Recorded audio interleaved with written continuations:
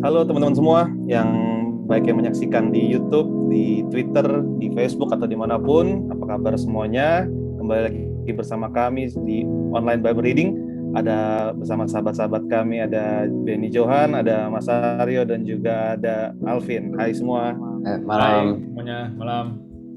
Ya, semoga semua teman-teman di sini baik yang juga menonton dalam keadaan baik. Percaya apapun musim kehidupan kita sekarang atau badai yang sedang kita hadapi, Tuhan bisa pakai untuk kemuliaan namanya. Pekerjaan-pekerjaan Tuhan mau dinyatakan atas hidup kita melalui apapun yang terjadi atas hidup kita. Percaya semua mendatangkan kebaikan. Amin. Oke, kita minggu ini mau bahas tentang Roma 8 ya.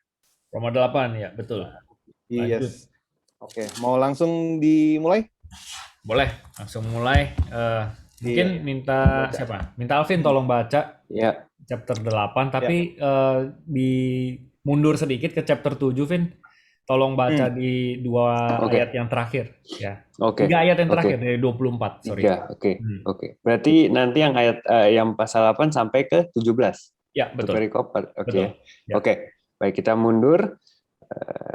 Di ayat 24, aku manusia celaka. Siapakah yang akan melepaskan aku dari tubuh maut ini? Syukur kepada Allah oleh Yesus Kristus Tuhan kita. Jadi dengan akal budiku aku melayani hukum Allah, tetapi dengan tubuh insaniku aku melayani hukum dosa. Hidup oleh roh. Demikianlah sekarang tidak ada penghukuman bagi mereka yang ada di dalam Kristus Yesus. Roh yang memberi hidup telah memerdekakan kamu dalam Kristus dari hukum dosa dan hukum maut. Sebab apa yang tidak mungkin dilakukan hukum Taurat karena tak berdaya oleh daging, telah dilakukan oleh Allah. Dengan jalan mengutus anaknya sendiri dalam daging, yang serupa dengan daging yang dikuasai dosa karena dosa. Ia telah menjatuhkan hukuman atas dosa di dalam daging, supaya tuntutan hukum Taurat digenapi di dalam kita, yang tidak hidup menurut daging, tetapi menurut roh. Sebab mereka yang hidup menurut daging memikirkan hal-hal yang dari daging. Mereka yang hidup menurut roh memikirkan hal-hal yang dari roh. Karena keinginan daging adalah maut, tetapi keinginan roh adalah hidup dan damai sejahtera. Sebab keinginan daging adalah perseteruan terhadap Allah, karena ia tidak takluk kepada hukum Allah. Hal ini memang tidak mungkin baginya. Mereka yang hidup dalam daging tidak mungkin berkenan kepada Allah. Tetapi kamu tidak hidup dalam daging, melainkan dalam roh. Jika memang roh Allah diam di dalam kamu, tetapi jika orang tidak memiliki roh Kristus, ia bukan milik Kristus.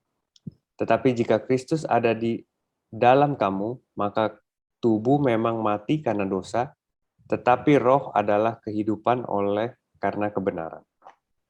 Dan jika roh Dia yang telah membangkitkan Yesus dari antara orang mati diam di dalam kamu, maka Ia yang telah membangkitkan Kristus Yesus dari antara orang mati akan menghidupkan juga tubuhmu yang fana itu oleh rohnya, yang diam.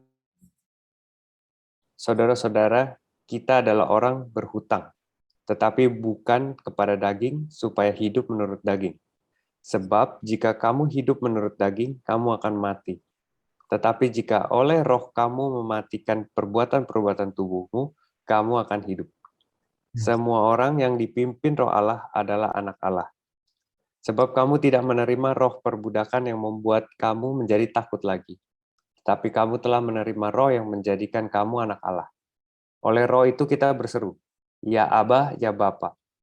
Roh itu bersaksi bersama-sama dengan roh kita bahwa kita adalah anak-anak Allah. Dan jika kita adalah anak, maka kita juga adalah ahli waris. Maksudnya orang-orang yang berhak menerima janji-janji Allah yang akan menerimanya bersama-sama dengan Kristus. Yaitu jika kita menderita bersama-sama dengan Dia, supaya kita juga dipermuliakan bersama-sama dengan Dia. Amin. Oke. Ya, langsung. Silakan. Mas Aryo, Irsan, silakan. Mas Ya, dulu. saya mulai dulu. Ya. Oke, jadi kalau menurut saya ya dari Roma 8 ini ya dibuka dengan lagi-lagi issues mengenai keinginan daging ya. Jadi keinginan daging itu sudah merupakan satu paket yang ada dalam kondisi dimulai ketika manusia jatuh ke dalam dosa, sudah merupakan satu paket yang sepertinya tidak dapat dilepaskan ya.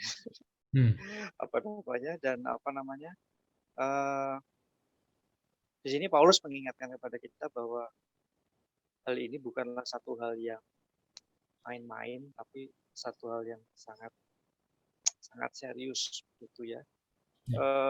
Sebagai counternya, Paulus juga mengingatkan kita untuk hidup menurut roh. Jadi ada solusinya. Jadi dia ingatkan kita untuk fokus ke dalam roh ya, sebab mereka yang hidup menurut daging memikirkan hal-hal yang dari daging, tapi sebaliknya mereka yang hidup menurut roh memikirkan hal-hal yang dari roh. Nah itu nanti mungkin bisa ujung-ujungnya kan apa sih hal-hal yang berasal dari roh itu seperti apa. Dan lebih ke ayat 7 atau 8 ini Paulus memention lagi damai sejahtera. Jadi imbalannya itu adalah ya damai sejahtera. Bukan cuman, kalau dari perspektif saya, bukan cuman damai saja, tapi sejahtera. Sejahtera itu ya physically berkecukupan ya, sejahtera ya. Kalau orang sekarang bilang kan, oh Anda hidup di bawah garis kesejahteraan.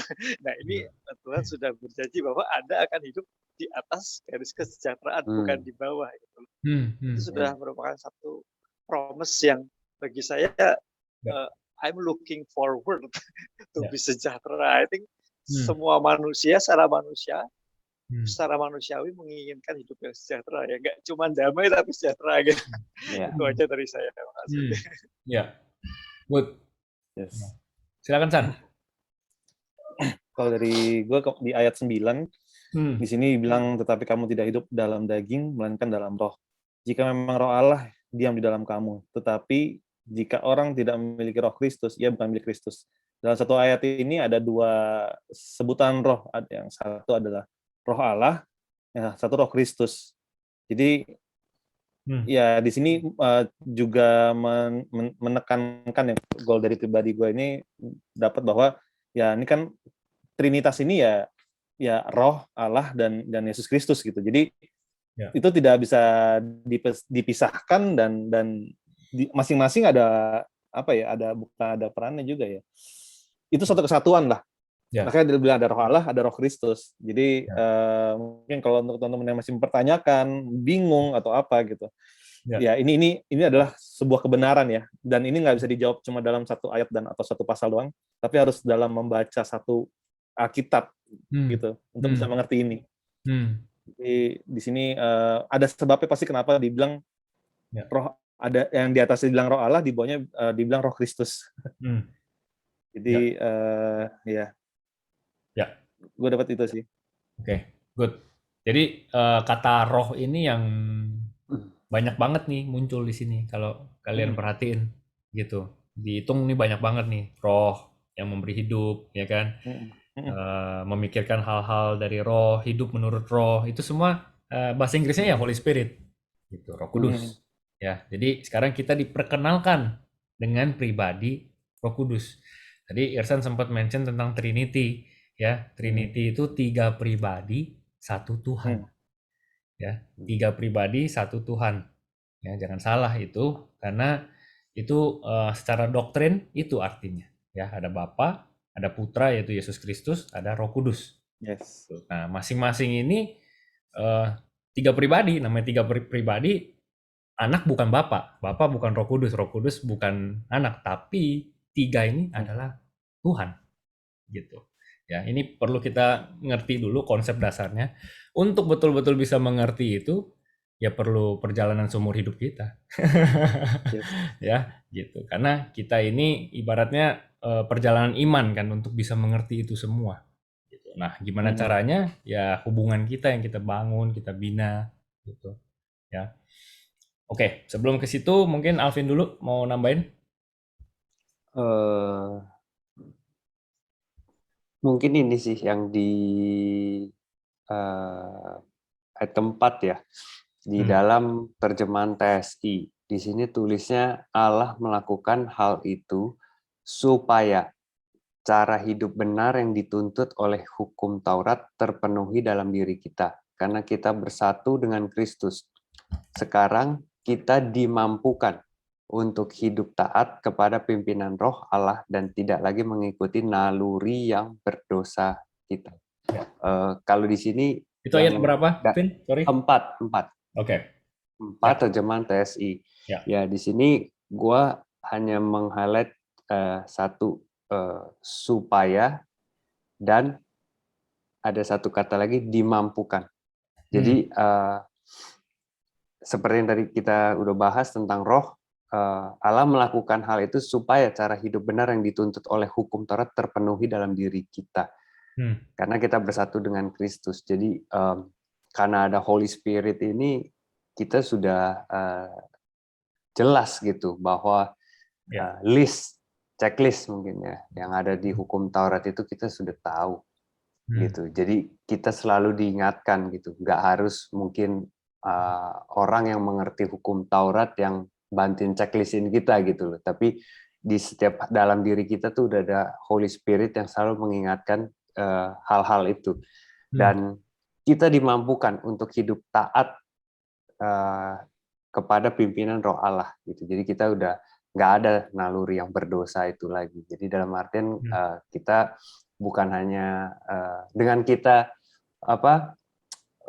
punya Holy Spirit untuk selalu diingatkan tentang hukum Taurat itu, secara tidak langsung kita juga sudah level up bahwa kita udah nggak tertarik atau nggak memikirkan hal-hal yang naluri dosa kita gitu. Jadi di sini terjemahan TSI-nya tuh buat gue pribadi lebih jelas dan cukup jelas ya, bahwa maksudnya dengan kita ada Holy Spirit ini kita selalu diingatkan gitu loh.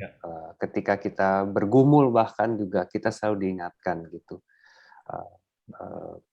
dari dalam diri kita. Itu sih kalau dari gue ya. Ya, jadi yang mau lebih di highlight ya tadi dari yang disampaikan sama Alvin, kitanya sih nggak mampu gitu. Ya. Jadi bukan artinya kita jadi udah nggak akan melakukan sebuah kesalahan, jadi orang yang suci banget. Kitanya mah nggak akan pernah mampu gitu loh. Karena yaitu naluri dagingnya itu selalu yang akan menarik itu.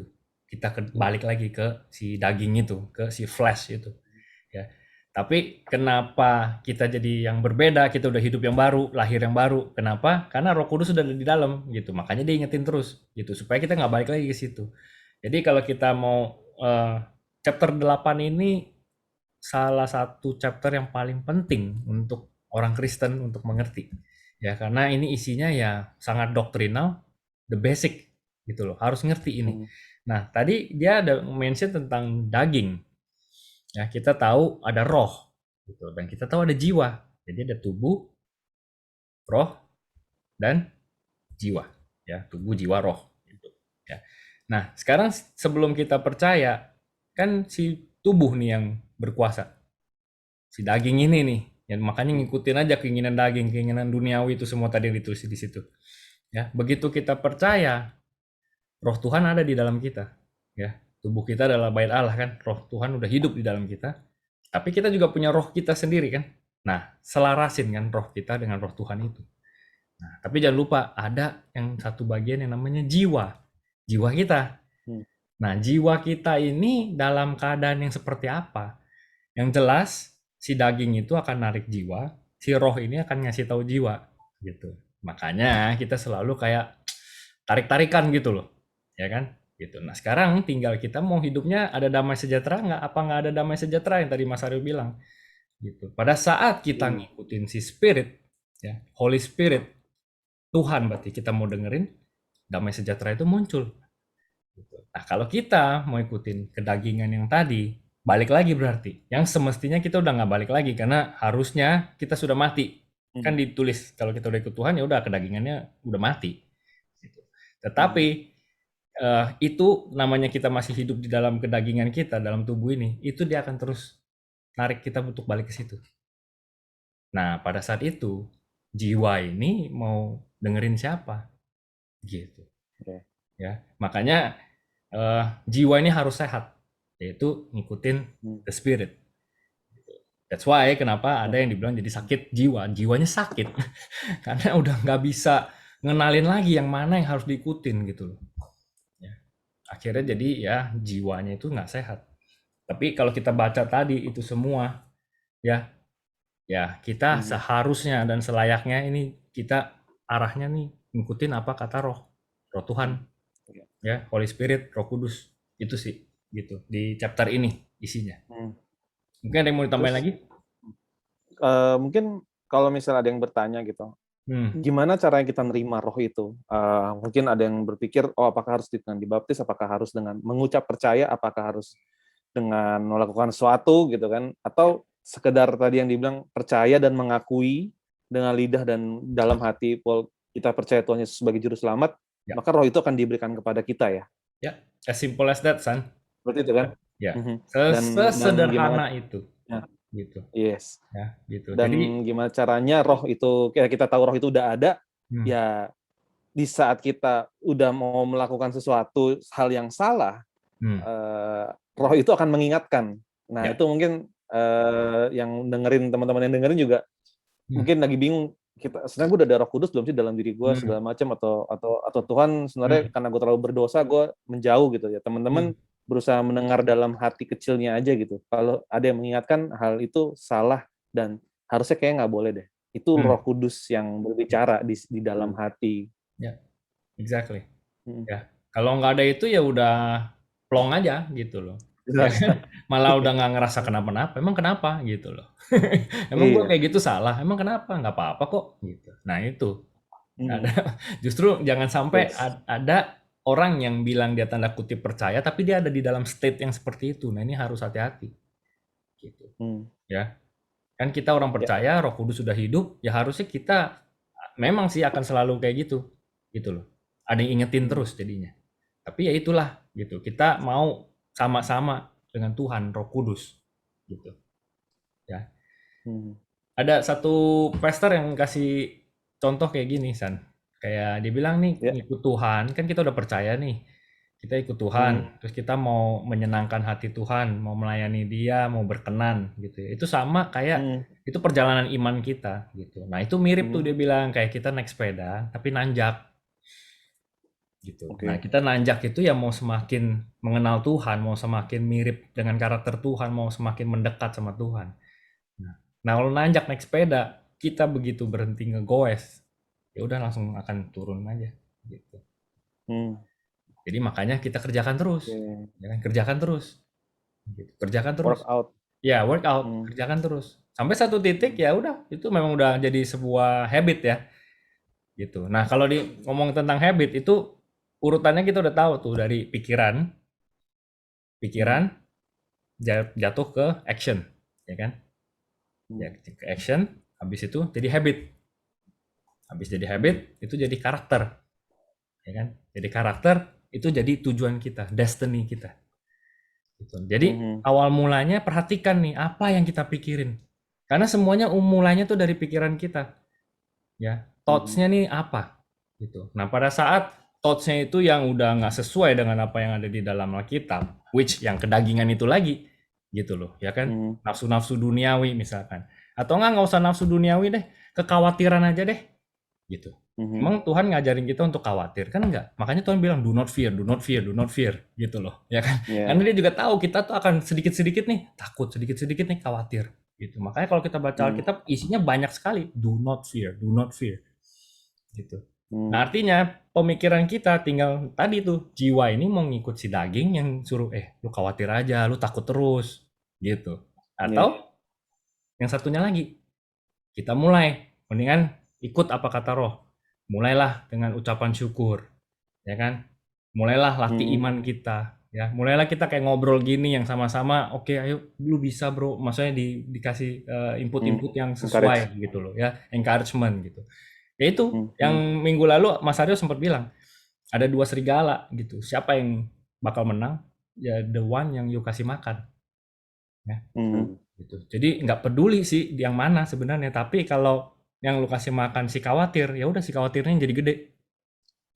Gitu. Jadi instead of lu kasih makan si khawatir, mendingan kasih makan ucapan syukur, mulai baca firman, mulai berdoa, mulai percaya sama Tuhan, imannya dibangkitkan lagi. Nah, tergantung lu mau kasih makan yang mana.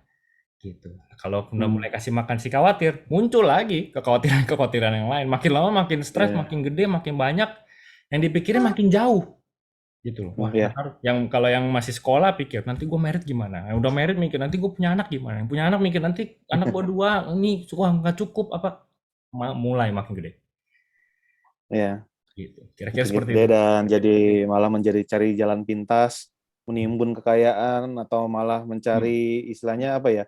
Ya melakukan hal-hal yang tidak berkenan lah ya jadinya, karena kekhawatiran yang terlalu besar itu sendiri. Jadi juga mau nambahin, pikiran itu kan tadi mungkin kalau bisa dibilang ditarik mundur lagi, dari mana pikiran itu berasal gitu kan? Ya dari yang bisa masuk aja dari mata sama telinga kita gitu kan. Jadi kita apa yang kita dengar, apa yang kita baca gitu, apa yang kita lihat di sosial media, apa yang kita istilahnya ya kita baca firman, kita selalu dikuatkan.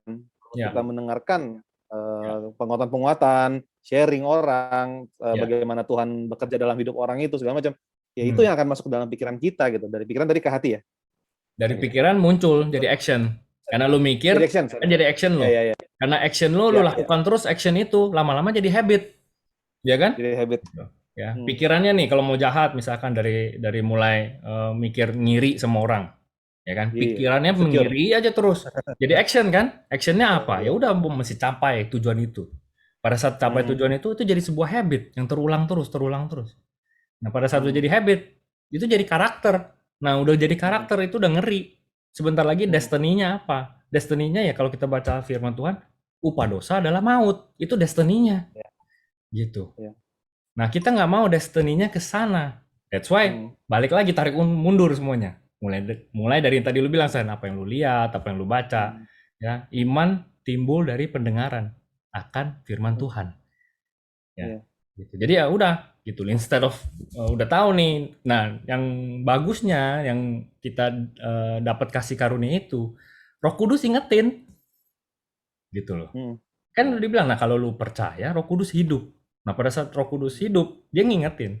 Pada saat kita mau ke sana, tarik balik. Ya. Sama lah kayak ke anak kita gitu ya. Kalau itu adalah anak kita, ini udah mulai bahaya, main-main ke tengah jalan, tarik balik. Tapi istilahnya sekedar meluruskan lagi juga tadi, bukan berarti kita nggak boleh kaya ya. Gue selalu ingat perkataan OBR-nya Ben sama tim dulu. Ya. Bukan berarti kita nggak boleh kaya, bukan berarti kita nggak boleh ini. Kita tetap harus berusaha. Bagian kita berusaha. Ya bukan berarti nggak ngapa-ngapain terus jadi kayak aku nggak khawatir, tapi nggak ngapa-ngapain ya nggak boleh juga. Ya. Makanya gue inget sih. Betul. Makanya kita baca kitab tuh nggak bisa setengah-setengah semuanya gitu loh. Iman tanpa perbuatan adalah mati gitu.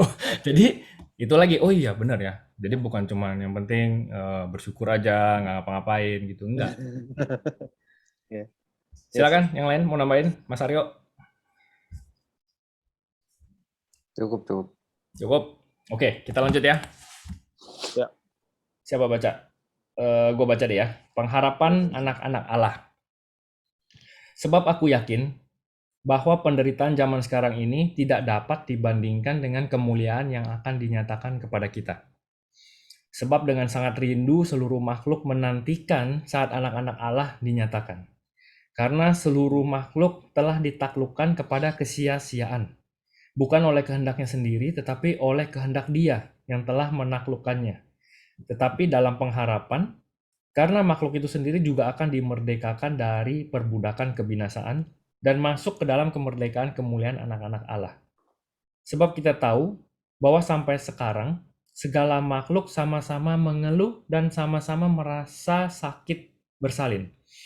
Dan bukan hanya mereka saja, tetapi kita yang telah menerima karunia sulung roh, kita juga mengeluh dalam hati kita sambil menantikan pengangkatan sebagai anak, yaitu pembebasan tubuh kita.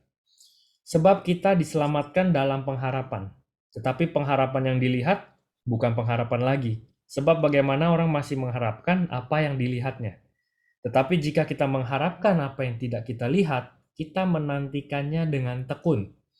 Demikian juga roh membantu kita dalam kelemahan kita. Sebab kita tidak tahu bagaimana sebenarnya harus berdoa, tetapi roh sendiri berdoa untuk kita kepada Allah dengan keluhan-keluhan yang tidak terucapkan. Dan Allah yang menyelidiki hati nurani mengetahui maksud roh itu, yaitu bahwa ia sesuai dengan kehendak Allah berdoa untuk orang-orang kudus. Kita tahu sekarang, nah ini ayat emasnya ya. Kita tahu sekarang bahwa Allah turut bekerja dalam segala sesuatu untuk mendatangkan kebaikan bagi mereka yang mengasihi Dia, yaitu bagi mereka yang terpanggil sesuai dengan rencana Allah. Sebab semua orang yang dipilihnya dari semula, mereka juga ditentukannya dari semula untuk menjadi serupa dengan gambaran anaknya, supaya ia, anaknya itu menjadi yang sulung di antara banyak saudara. Dan mereka yang ditentukannya dari semula, mereka itu juga dipanggilnya. Dan mereka yang dipanggilnya, mereka juga dibenarkannya. Dan mereka yang dibenarkannya, mereka itu juga dimuliakannya. Amin. Nah, itu Amin. ayatnya. Kira-kira seperti itu. Pengharapan anak-anak Tuhan. Gitu. Jadi sebagai orang-orang yang percaya, orang-orang yang ikut Tuhan, ini ada pengharapan ini. Pengharapan yang luar biasa ini. The blessed hope. Gitu. Yes. Ya. Silakan di highlight yang mana. Kita hari yang kali ini sampai di ayat 30 aja. Nanti kita sambung di part 2. Yes. Mungkin gue dari di ayat 23 cukup menarik ini soalnya sebuah revelation yang gue dapatkan beberapa di tahun ini gitu ya. Baru di tahun ini gue mengerti gitu. Apa yang nanti akan terjadi sih dengan kita gitu. Ya. Dulu cuman tahu mati masuk surga gitu. Terus ya masuk surga pun ternyata juga bukan cuma sekedar kita masuk surga plak gitu aja gitu loh. Ada kalau kita lihat bukan syarat ya, apa yang namanya ya.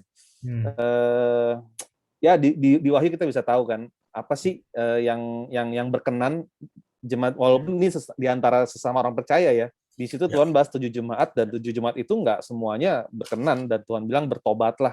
Kan Koben selalu bilang bertobat ya artinya berdosa kan, karena dibilang di situ kepada 5 jemaat dari 7 itu kan, aku akan memuntahkan engkau, aku akan membinasakan engkau segala macam.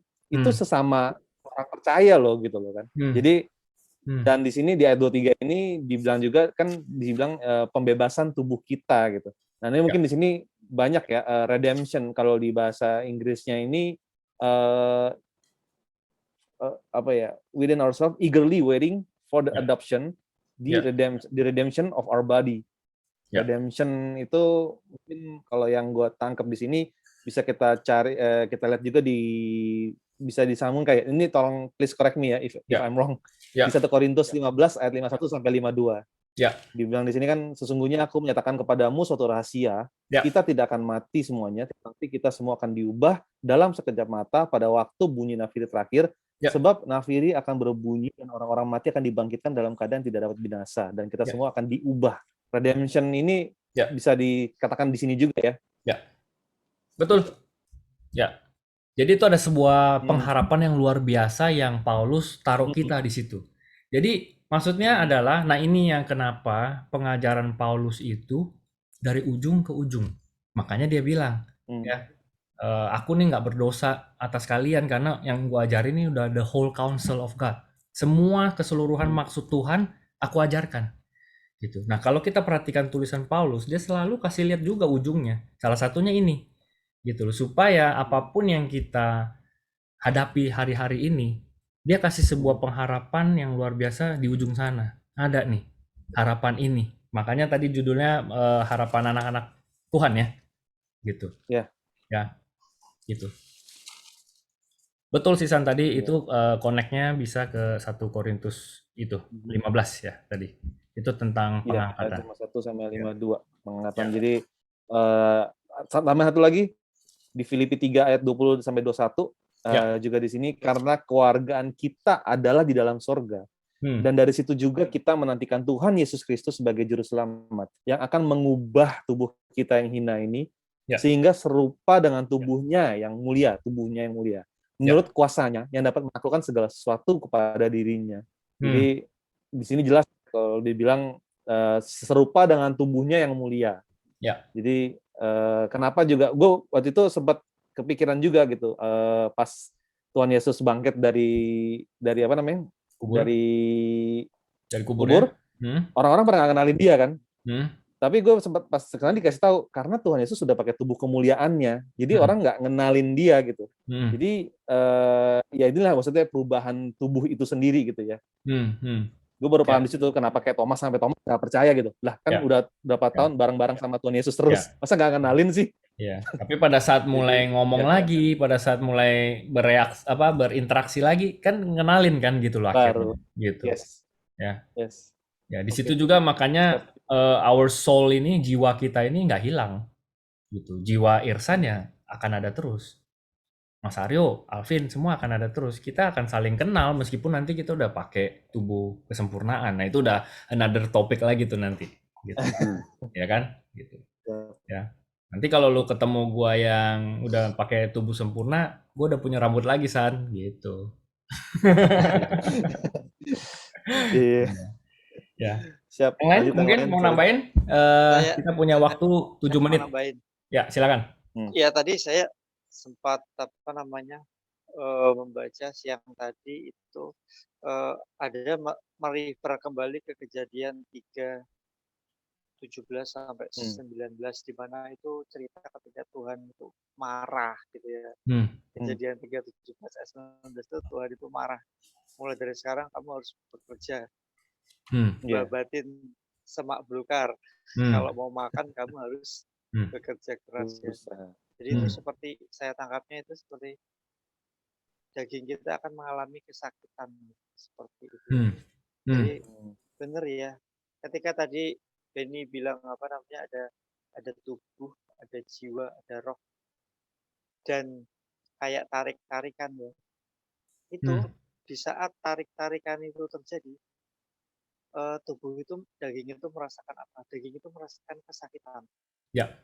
Sebetulnya itu yang saya rasakan ya. Misalkan saya punya keinginan yang enggak gitu, terus saya tiba-tiba dalam hati nurani saya seperti roh itu berbicara ya. Tubuh saya, daging saya akan menjadi panas, kepala saya akan menjadi panas, dan saya akan menjadi keringat panas atau keringat dingin. Jadi ketika terjadi tarik-tarikan itu, daging itu sakit banget rasanya gitu loh. Ketika kamu sedang takut, sedang khawatir, daging itu seperti panas dingin. Itu yang saya rasakan. Saya kira orang lain juga merasakan itu ya. Kita sama-sama manusia ya, seperti itu.